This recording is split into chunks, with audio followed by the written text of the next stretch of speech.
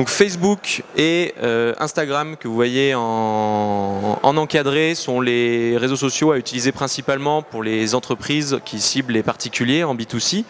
Et après, il existe pléthore de réseaux sociaux, Google+, Twitter, Pinterest, LinkedIn, Snapchat. Je ne sais pas si vous connaissez un peu Snapchat, ça c'est pour cibler particulièrement les jeunes. Donc dans tout ce qui touche une population un peu plus jeune, en dessous de 20 ans, Snapchat est vraiment à préconiser. Et YouTube pour tout ce qui est lié à la vidéo. Et on voit qu'il y a des réseaux qui montent en flèche bien plus que d'autres, notamment Twitter, Snapchat et Instagram. Les autres avec Facebook vraiment au-dessus des autres. Donc quand on est franchisé, souvent, il faut choisir un petit peu par rapport aux axes de communication que prennent le franchiseur, sur quels réseaux sociaux je vais aller. Et notamment, il ne faut pas aller de partout. C'est vraiment déconseillé d'aller de partout parce qu'à vouloir être de partout, vous allez perdre énormément de temps. Et derrière, vous n'allez pas pouvoir vous concentrer sur votre business. Donc allez là où sont présents les gens dans votre secteur d'activité. Il y a plein de statistiques que vous pouvez trouver sur Internet là-dessus. Voilà, on recommande plutôt Facebook et Instagram en B2C et LinkedIn en B2B. Les réseaux sociaux ont deux gros objectifs, notamment c'est sur le référencement naturel avec Google+. Je ne sais pas si des fois vous tapez restaurant de burger à Lyon, vous avez sur le côté une petite affiche comme ça qui s'affiche et vous allez pouvoir retrouver les horaires, les notes des gens, des choses comme ça. Ça se gère avec la page Google My Business qui est gérée par Google+, donc un des réseaux sociaux. Et donc ça c'est très important pour de manière géolocalisée être présent là où vos clients, vos prospects vont vous rechercher. Les réseaux sociaux ont un autre intérêt, c'est de gérer toute la communauté et du coup de l'animer. Il va falloir régulièrement faire des jeux concours, des actions de publicité. Tout ça est possible avec les réseaux sociaux pour vraiment animer toute cette communauté et montrer aux gens qui voient vos posts qu'il y a un intérêt à venir dans votre boutique, à venir dans votre restaurant pour aller y manger. Et notamment, il y a un truc qui s'appelle Facebook Pages, enfin lieux. Et du coup, en fait, vous allez pouvoir retrouver les différents lieux. Je ne sais pas si vous voyez, il y a une petite carte de France. Et en fait, quand on est un franchiseur, on va pouvoir créer un réseau social, une page Facebook pour chaque point de vente.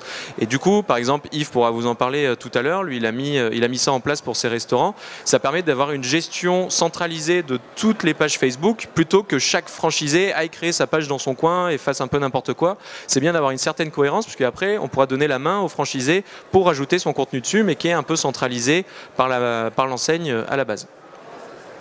Il est important aussi de faire en sorte que les réseaux sociaux ne soient pas que pour ramener du trafic en magasin, mais aussi que qu'en magasin, on puisse ramener des gens sur les réseaux sociaux, parce que c'est là qu'on va pouvoir fidéliser un petit peu tout ce public. Et donc notamment, il faut mettre des PLV pour appeler d'aller sur Facebook, d'aller liker, de partager sa photo de plat sur Instagram, ces choses-là. Mais voilà, il faut faire en sorte que vous donniez un peu de l'information aux gens, mais qu'ils participent aussi à créer de l'information. Et donc essayez dans vos points de vente de leur rappeler un maximum qu'il existe des réseaux sociaux qui vous appartiennent et qui peuvent interagir avec ceux-ci.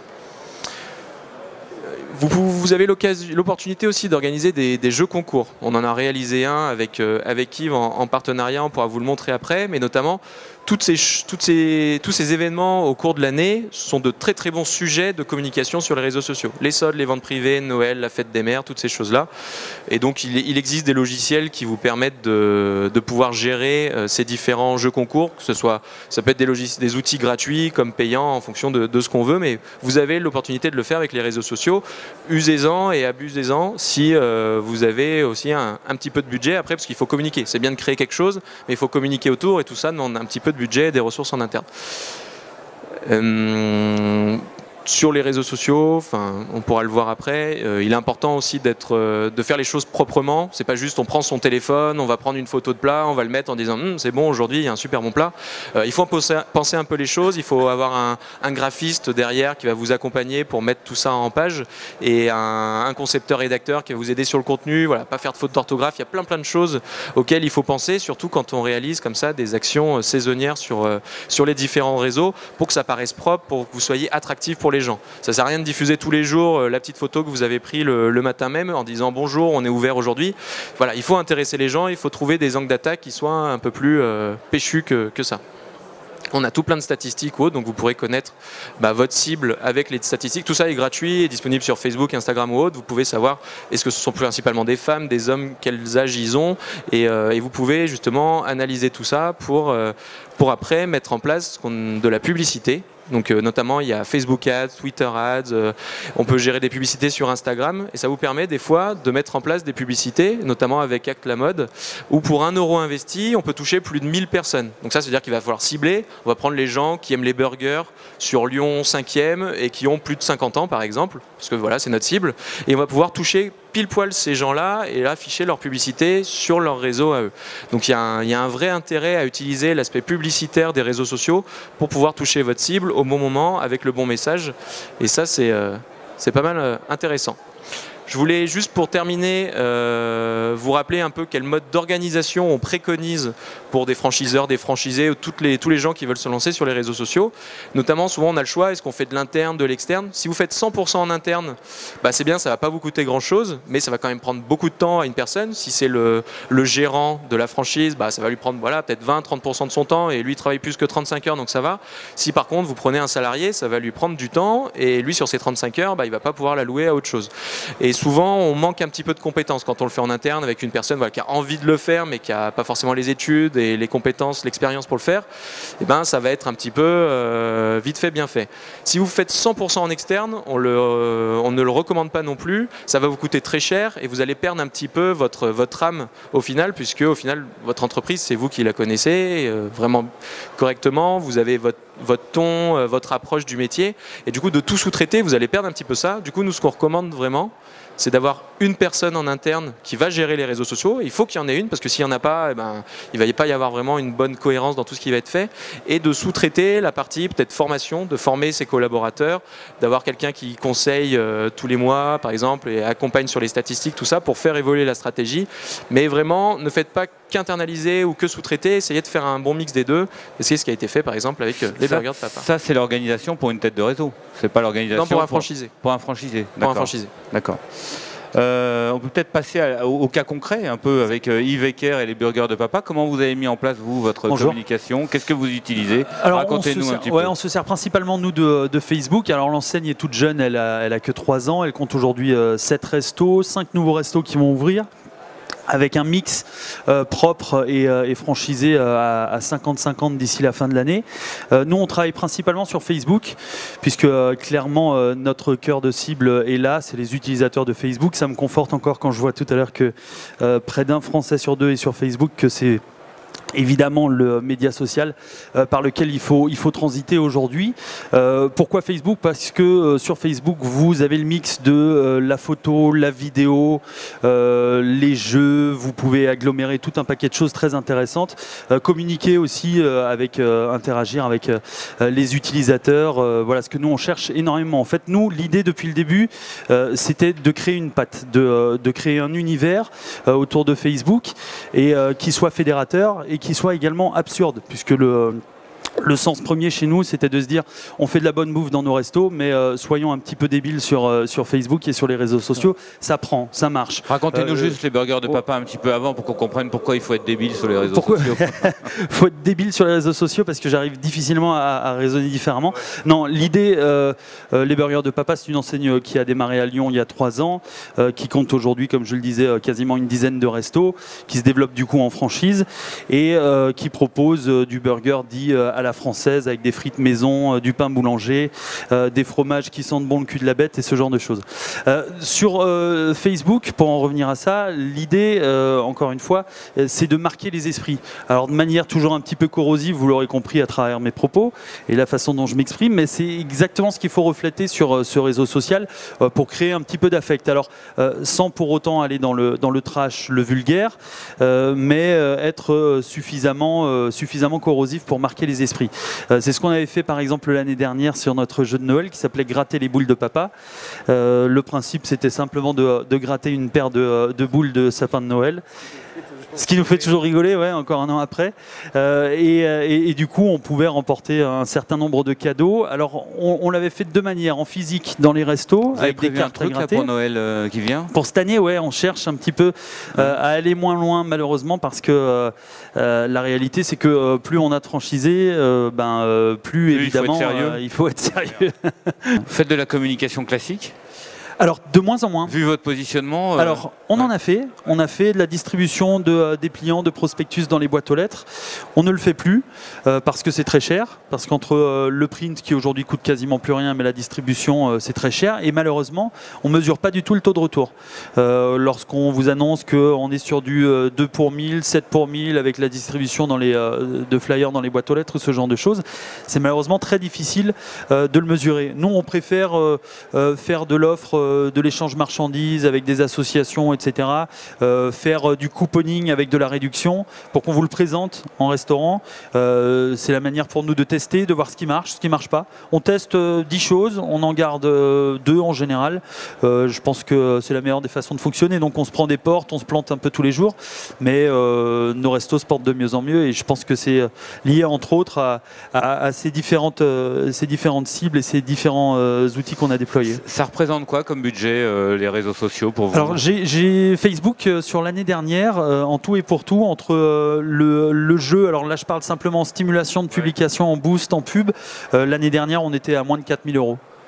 Ah oui, et avec un retour que vous avez évalué écoutez, on a démarré l'année dernière avec 4000 likes, je crois, sur Facebook. Et aujourd'hui, en cumulant notre page principale et les pages des franchisés, on doit être à peu près à 12 000 sans avoir jamais acheté de j'aime, de like. Après, on reviendra sur Pilotin, ou Pilotine, pardon. Comment ça s'organise, franchisé, franchiseur, justement, de votre communication? Alors, et vous disiez un truc vachement intéressant. Maintenant, on grandit, donc on va être moins provocant évidemment. Et moins marrant. Donc, et oui, et surtout, on va essayer... institutionnel, vous allez avoir des nouveaux médias peut-être aussi. Pas sûr, en tout cas pour ce qui est de Facebook, on va être amené prochainement à créer une base de données, de photos, de contenus pour lesquels on va donner la main peut-être aux franchisés. J'en suis pas encore vraiment persuadé parce que bon, nous on manie quand même un peu l'humour absurde et comme je le disais tout à l'heure, c'est pas à mettre entre toutes les mains. Ça peut être dangereux. Ouais. C'est comme de filer une Kalachnikov à un gamin dans une cour d'école, quoi. Ça peut vite faire des dégâts. Donc c'est à manier avec beaucoup de précautions. Donc je pense que le mix dont parlait Julien tout à l'heure de personnes en interne qui va gérer ça et du franchisé qui va prendre la main dessus peut se faire avec le régime de franchisé, mais avec une mainmise quand même de la part du franchiseur qui fournit soit les supports directement, des bases photos avec soit du des texte, cadres bien définis dans lesquels on peut s'exprimer. Absolument. Après, quelqu'un d'extrêmement créatif à son échelle de franchisé, évidemment, doit s'approprier ses réseaux sociaux. Vous, votre organisation, c'est quoi? Il y a un responsable du réseau social, c'est vous alors c'est Manon qui est en stage chez nous cette année et qui est en train d'envoyer des SMS à son mec là certainement. Qui envoie des tweets. Elle a envoyé plein de tweets, non? Je suis pas sûr. Mais voilà, ouais, aujourd'hui on est tout. Parce que j'ai un compte Twitter, non? Bon, d'accord. Non, on essaye justement de former des personnes en interne. Elle est en alternance chez nous, donc elle est là 3 jours par semaine et elle prend la main sur la création de ses visuels, sur le contenu. Ouais. Alors juste pour Pilotine, je ne sais pas qui va répondre, Olivier ou Julien, mais là on est sur un niveau de maturité très élevé sur le réseau social quand même. Est-ce que votre impression sur la franchise, est-ce que la communication via les réseaux sociaux c'est bien développé, manque encore un peu d'allant ou on est à des balbutiements? Comment vous voyez les choses? Clairement, c'est un média que toutes les franchises ne se sont pas encore appropriées. Il y a un boulot un peu considérable à ce niveau-là à mettre en place. Ça, on en est convaincu. Et puis la place des réseaux sociaux prend de l'importance de jour en jour statistiquement. C'est vraiment le média qui permet de toucher tout le monde facilement, de façon ludique et interactive. C'est formidable, c'est un formidable outil pour le développement du commerce. Et il y a vraiment beaucoup à faire. Et je voulais revenir sur l'espèce d'interaction qu'il doit y avoir entre le franchisé et le franchiseur. Le franchiseur doit fournir un cadre, mais le franchisé doit avoir sa part là-dedans aussi, son espace de liberté. Mais tout ça, il faut quand même qu'il y ait une cohérence complète, de façon à ce que chaque fois, ça multiplie l'impact. Qu'on n'ait pas un son discordant discordant à gauche, à Montluçon, et qu'on ne dise pas la même chose à Annecy. Donc il y a vraiment besoin d'encadrement. Et cet encadrement, il y a des gens comme chez Pilotine qui sont experts là-dedans. Et donc il y a beaucoup de transferts de compétences vers les patrons de magasins, quand c'est des réseaux, ou les franchisés, de façon à leur transmettre les choses. Et nous, de notre côté, on organise les plateformes pour que ça fonctionne bien avec les systèmes de contenu, où on produit du contenu pour la marque, de façon à ce qu'il y ait du beau contenu. Et peut-être que Julien va rajouter. Oui, oui. On peut faire un parallèle très très simple aussi entre quand c'est un réseau interne, parce que par exemple Yves a un peu les deux, il a son réseau en propre et aussi quelques franchisés. Et nous on accompagne les deux types de structures, on a accompagné des Auchan, des gens qui ont des dizaines de boutiques, des choses comme ça. Et par exemple quand on intervenait chez des Auchan, donc le magasin lui-même, on voyait qu'il y avait très très peu d'interaction avec le siège et que c'était un peu la porte ouverte à un peu n'importe quoi. Donc nous on a essayé de mettre un cadre là-dedans, mais il faut à la base que vous puissiez demander à votre franchiseur, si vous êtes franchisé, quand même une liste de recommandations, un peu les bonnes et les mauvaises pratiques sur les réseaux sociaux par rapport à ce réseau-là, par rapport à cette ancienne, pour voir au niveau de l'image de marque et de la charte sociale. Normalement, il est censé pouvoir vous fournir une charte sociale, et voilà, et qui est vraiment une cohérence qui soit un petit peu descendante au démarrage, mais qu'après pour que vous puissiez faire remonter l'information. Et typiquement des clients qu'on accompagne comme Hack la mode, une dizaine de magasins dans le prêt-à-porter autour de Lyon, et en fait on va aller dans chaque magasin pour former les équipes à utiliser les réseaux sociaux en fonction de la charte sociale qu'on a définie à la base avec la holding. Mais derrière, ce sont vraiment les gens dans le magasin qui vont gérer les réseaux sociaux. Et nous, tous les mois, on va faire un point avec eux en disant ok, ça c'était bien, ça il faudrait peut-être faire mieux. Et les choses bien, on va pouvoir les redistribuer à tout le réseau en disant voilà, quelqu'un a une très très bonne initiative, on va la redispatcher, et tout le monde va pouvoir se l'approprier. Et du coup, c'est vraiment un cercle vertueux, on va fonctionner comme ça, mais à la base, il faut quand même qu'il y ait une trame et que des gens soient formés dans les boutiques pour pouvoir le faire correctement. Est-ce qu'il y a des questions? Monsieur, juste un micro, c'est un peu scolaire, mais il faut, voilà. Oui. Alors, tout d'abord, félicitations pour la gestion de Burger de Papa, hein. Très très belle page Facebook. J'avais deux questions. Comment vous gérez les publications qui sont faites? C'est important de savoir qui vous êtes et ce que vous faites, en fait. Bien sûr. Jean-Marc Lombardo, Talisman, conseil en communication, accompagnement des franchises sur les réseaux sociaux et particulièrement le développement de la visibilité en local. Donc, ma question, c'est comment vous faites pour faire une différence entre vos publications principales sur la page principale et les publications sur les pages locales, et comment vous gérez les commentaires, particulièrement les notes attribuées, les avis? Alors sur les avis, on est extrêmement réactif. En général, on reçoit une notification dès qu'on a un avis, qu'il soit bon ou mauvais. Pour les plus mauvais, c'est l'occasion pour nous d'essayer d'avoir une deuxième chance. Nous, on est beaucoup dans les bons cadeaux, les burgers offerts, etc. Transformer une mauvaise expérience en une bonne, en général, on sait faire. Ce qu'on fait sur la plupart des mauvais retours clients qu'on peut encore avoir, faut pas se leurrer. Plus on a de magasins, moins on a de main d'œuvre qualifiée aussi chez nous, plus on est soumis à ce genre de problème. Là-dessus, on est extrêmement réactif. On peut leur générer via notre logiciel de caisse des codes promo dont ils peuvent se servir en ligne, en commandant pour une commande à emporter ou sur de la livraison, etc. C'est des canaux qui existent chez nous, ou sinon on est sur du couponing physique qu'on envoie, etc. On réagit en MP, en privé, on envoie un petit message, on récupère les coordonnées et on va mettre ça au courrier à l'ancienne. Et pour ce qui est du dispatch entre le régime propre et le régime franchise, aujourd'hui on est en pleine structuration par rapport à ça. L'idée, c'est évidemment que le franchisé, comme on disait tout à l'heure, se l'approprie, cet outil Facebook. Ce dont on se rend compte, c'est que c'est pas toujours très original ce qu'il va faire. Quand on a évidemment tous les jours la même photo, etc., du même plat, avec un petit mot, je suis ouvert de telle heure à telle heure, c'est pas ce qu'on cherche, c'est pas l'image de papa comme j'ai envie de l'appeler. Donc aujourd'hui, l'idée c'est de créer une base de données sur laquelle il va piocher, approprier les messages, se les approprier. Voilà, notre franchisé à Versailles, notre franchisé à Strasbourg peut rebondir sur l'actualité chez lui. On va essayer d'être force de proposition également. Par exemple, on sait que chez nous, le public est typiquement masculin à plus de 60%. On sait que notre cœur de cible, c'est les trentenaires, quarantenaires, des mecs qui en général aiment le foot, qui aiment les séries télé également.